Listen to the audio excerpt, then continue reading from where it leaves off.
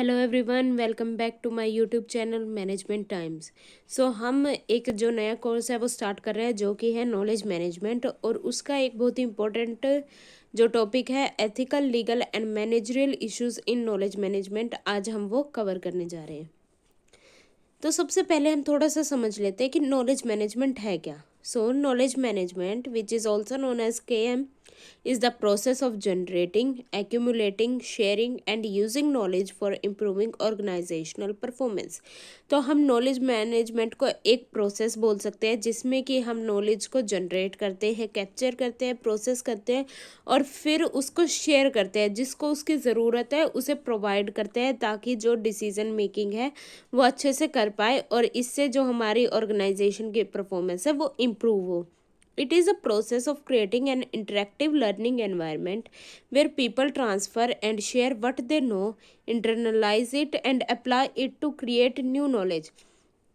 तो knowledge management एक ऐसा प्रोसेस है जिसमें कि जो हमारी ऑर्गेनाइजेशन है उसमें एक हम लर्निंग एनवायरनमेंट को बिल्डअप करते हैं जिसमें कि जिस भी पर्सन के पास कोई नॉलेज है वो अपने नॉलेज को शेयर करें एंड उस नॉलेज को हम अपने KM सिस्टम में डालें और जब जिसको ज़रूरत है वो नॉलेज प्रोवाइड करवाएं ताकि जो उनके डे टू डे लाइफ में जितने भी डिसीजंस हैं वो अच्छे से ले पाएँ। यहाँ पर हम छोटा सा देखते हैं कि नॉलेज मैनेजमेंट की हिस्ट्री क्या है। The phrase knowledge management entered popular usages in the late 1980s। तो अगर हम अब की बात करें तो नॉलेज मैनेजमेंट एक न्यू कॉन्सेप्ट है जो कि अभी बिल्डअप हुआ, ऑर्गेनाइजेशंस इसको ऑप्ट कर रही हैं। Knowledge management has been around of many decades. जैसा कि अभी मैंने बोला कि 1980s में स्टार्ट हुआ, लेकिन अगर हम देखें तो नॉलेज मैनेजमेंट कई सालों से चलता आ रहा है। Librarians, philosophers, teachers and writers have long been making use of many of the same techniques. तो जैसे कि हम यहाँ पे एक पॉपुलर एग्जांपल लेते हैं एक लाइब्रेरियन का, कि जब कंप्यूटर सिस्टम्स नहीं थे उसके पहले भी जो लाइब्रेरीज थी वहाँ पर लाइब्रेरियंस बुक को अच्छे से स्टोर करते थे और जब जिसको ज़रूरत होती थी जो लाइब्रेरियन है वो उस बुक को उस पर्सन को प्रोवाइड करवाता था। तो तब भी नॉलेज मैनेजमेंट की टेक्निक्स को वो यूज़ करता था। अब जो हम मेन टॉपिक देखने जा रहे हैं वो ethical, legal and managerial issues in knowledge management. तो सबसे पहले हम देखते हैं कि एथिक्स का मीनिंग क्या होता है। Ethics may be described as behavioral codes that are regarded as right and good by individuals and the society at large। तो जो भी हमारे बिहेवियरल कोड्स होते हैं कि हमें एक सोसाइटी में कैसे बिहेव करना है, कैसे हमें अपने आप को प्रेजेंट करना है, तो वो एथिक्स होते हैं। अगर हम अच्छे से बिहेव करेंगे तो वो एक सोसाइटी में एक एक्सेप्टेबल बिहेवियर होगा। According to MacIntyre 1985, our ethical understanding is based on the value system embedded in the community we live in। Ethical understanding हमारी जो कम्युनिटी है या हमारी जो सोसाइटी है वहाँ के जो सेट जो बिहेवियरल कोड्स होते हैं, जो एक्सेप्टेड बिहेवियर है उसके अकॉर्डिंग अगर हम बिहेव करें तो वो चीज़ एथिकल है, और अगर हम उस चीज़ के अगेंस्ट जाते हैं तो वो चीज़ अनएथिकल है। तो हम इन शॉर्ट क्या बोल सकते हैं कि जो एथिक्स है वो हमें बताते हैं कि क्या सही है, क्या गलत है, कैसा बिहेवियर हमारी सोसाइटी में एक्सेप्टेबल है। Ethical issues.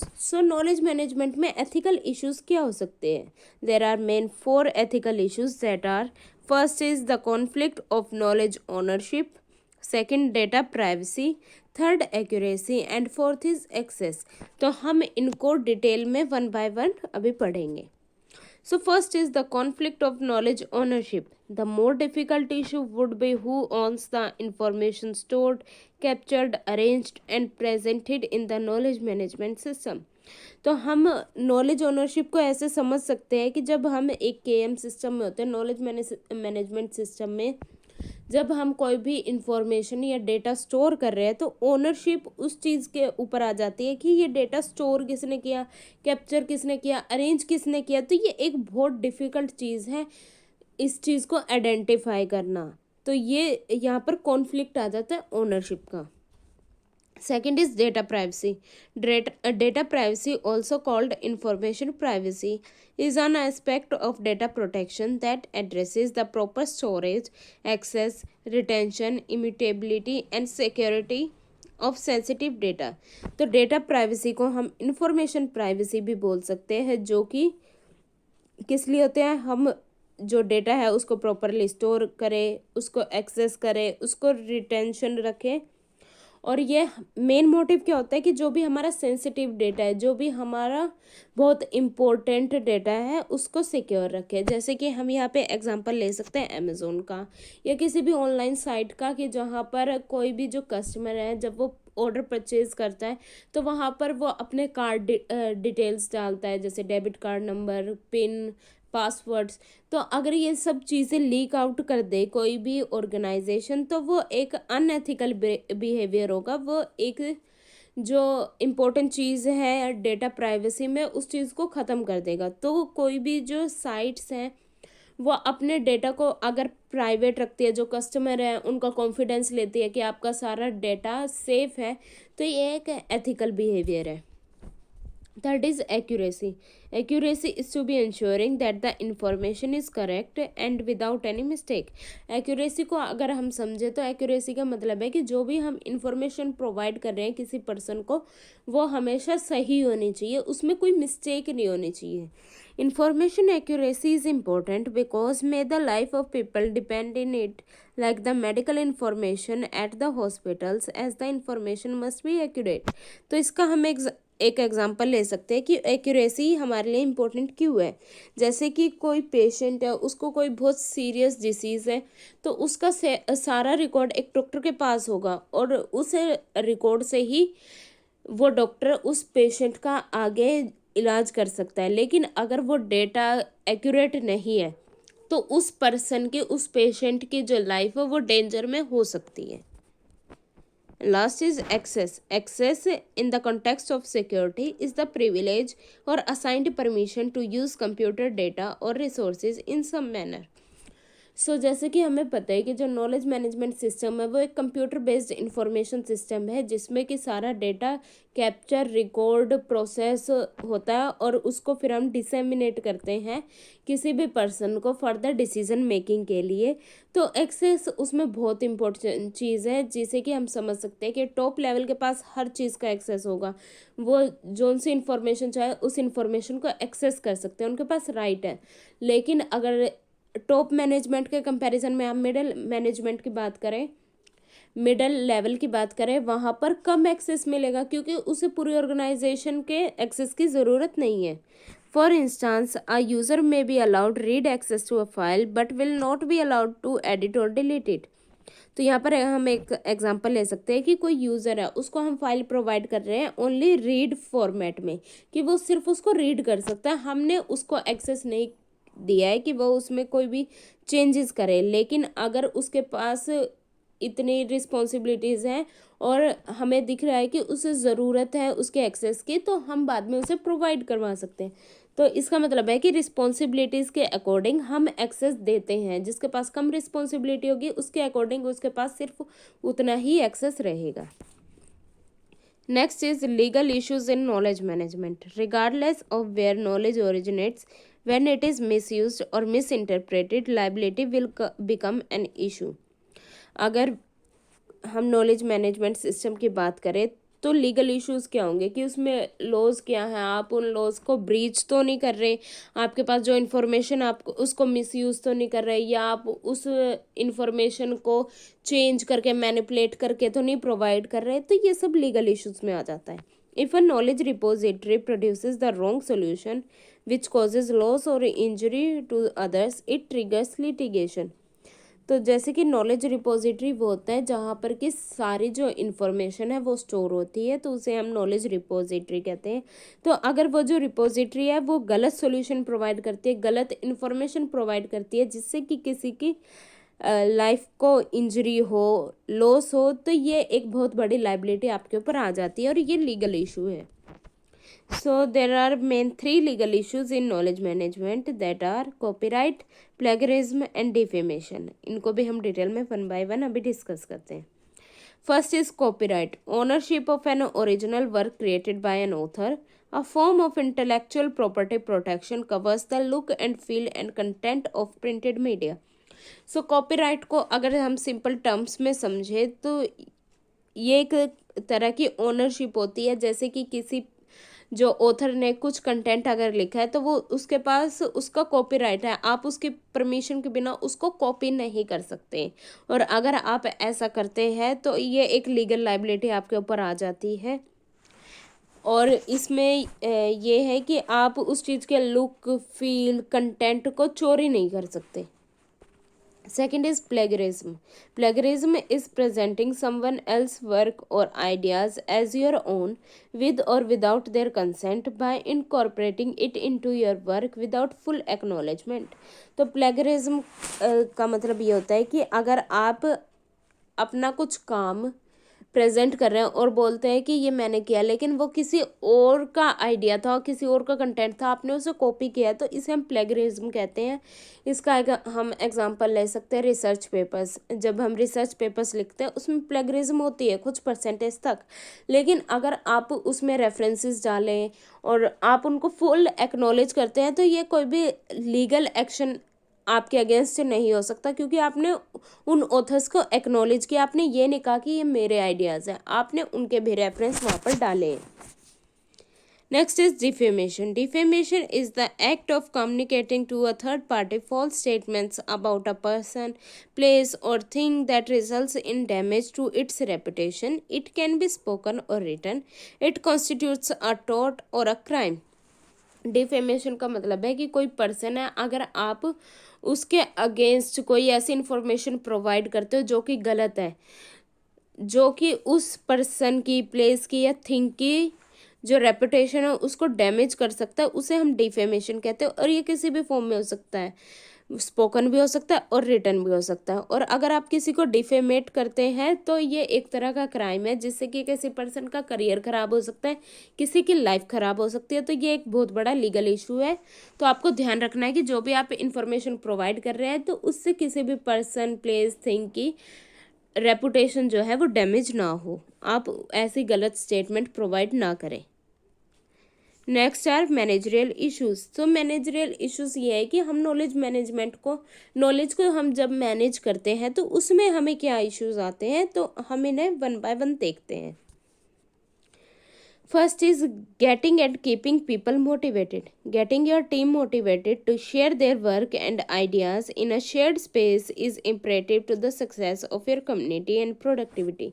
तो जब भी हम नॉलेज मैनेजमेंट की बात करते हैं तो सबसे बड़ा हमारा इशू आता है, मैनेजरियल इशू ये है कि जो हमारी टीम है, जो हमारे ऑर्गेनाइजेशन में एम्प्लॉयज़ काम कर रहे हैं, हम उनको मोटिवेट करें कि आप अपने नॉलेज को शेयर करें। तो इसके लिए हम उन्हें रिवार्ड भी कर सकते हैं। तो ये एक बहुत बड़ा इशू है। अगर आप इसे हैंडल नहीं कर पा रहे हैं तो आप राइट इन्फॉर्मेशन नहीं ले पाएंगे. Second is keeping up with ever-changing technology. There are constant changes nowadays with the technologies we utilize. It does instill a sense of urgency within us to keep up. तो अगर simple language में हम समझे, जो हमारा knowledge management system है वो एक कंप्यूटर बेस्ड सिस्टम है। तो आए दिन टेक्नोलॉजी में कुछ ना कुछ अपडेशन होते हैं, टेक्नोलॉजीज चेंज होती है, तो हमें उस चेंजिंग एनवायरनमेंट में उस टेक्नोलॉजी के साथ हमें कोप अप करना पड़ेगा। अगर हम ऐसा नहीं करते हैं तो जो हमारा टेक्नोलॉजी है, हमारा केएम सिस्टम है, वो ऑब्सोलीट भी हो सकता है। तो ये भी एक बहुत बड़ा मैनेजरियल इशू है. Next is measuring knowledge contribution. Knowledge is not something that can be easily quantified and is far more complex because it is derived out of human relationships and experience. तो अगर हम simple words में पढ़े कि किसने कितने knowledge के लिए कंट्रीब्यूट किया, कितनी इन्फॉर्मेशन प्रोवाइड किया नॉलेज मैनेजमेंट सिस्टम में, उसे नापना बहुत मुश्किल है। तो ये भी एक इशू है. Security. Use permissions and levels of security to make sure that various information is shared in the correct channels and with the right people. तो जैसा कि अभी हमने प्रीवियस स्लाइड्स में एक्सेस के बारे में पढ़ा था, तो ये उससे इंटरकनेक्टेड है कि जो भी हम केएम सिस्टम यूज़ कर रहे हैं उसमें हम परमिशंस यूज़ करें, हम उसमें सिक्योरिटी यूज़ करें, ताकि जो हमारा सेंसिटिव डाटा है वो लीक आउट ना हो या फिर वो गलत हाथों में ना चला जाए। तो इस सब चीज़ का हमें ध्यान रखना होता है। Next is keeping shared information up to date and accurate. Moderation of your content is challenging. There is no denying it. Keep your information up to date by setting up validation reminders for your moderators or for the original posters. तो जो भी हमारे पास knowledge आ रही है, ऐसा नहीं कि हमने उसे एक बार स्टोर कर दिया और हम उसको अपडेट कर ही नहीं रहे हैं। हमें जो हमारा नॉलेज रिपोजिटरी है उसको टाइम टू टाइम अपडेट करते रहना होता है। जो उसमें ऑब्सोलीट डेटा है जिसकी हमें फ्यूचर में कोई ज़रूरत नहीं होने वाली है, उसे क्लीन अप करते रहना है, ताकि जो lot of amount of information वहाँ पर है वो वहाँ पर एक तरह का कॉम्प्लेक्सिटी क्रिएट ना करे। तो जो हमारा यूज़फुल डेटा है हम सिर्फ उसको रखें, और जो नई नॉलेज है उसको उसमें स्टोर करते रहे, और जो वेस्ट डेटा उसे हम क्लीन आउट करते रहे। Next is interpreting data effectively. Information derived by one group may need to be mapped और standardise in order to be meaningful to someone else in the organisations.